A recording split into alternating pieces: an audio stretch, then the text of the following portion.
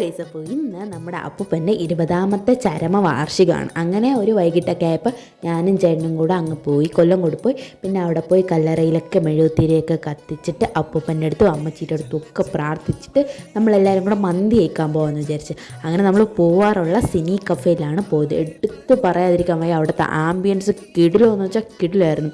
അവിടെ മറ്റേ സ്കൂട്ടറും കാറും അങ്ങനെ കുറേ സംഭവമൊക്കെ ഉണ്ടായിരുന്നു. നമ്മൾ റിച്ചൂസിനെയും കൊണ്ടാട്ടോ മന്തി കഴിക്കാൻ പോയത്. പിന്നെ അവിടെ പോയി എല്ലാം നോക്കി നമ്മൾ അൽഫാം മന്തിയാണ് ഓർഡർ ചെയ്തത്.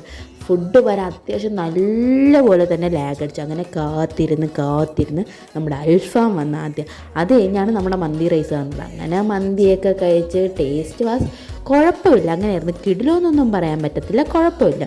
പിന്നെ അതൊക്കെ കഴിച്ച് ഒരു യുദ്ധമൊക്കെ കഴിഞ്ഞിട്ട് നമ്മൾ നേരെ അവിടെ നിന്നിറങ്ങിയിട്ട് നമ്മൾ റിച്ചൂസിനെയൊക്കെ കൊണ്ട് വീട്ടിലാക്കിയിട്ട് നമ്മൾ അവിടെ നിന്നിറങ്ങി. അപ്പോൾ ഇന്നത്തേക്ക് ഇത്രയുള്ളൂ.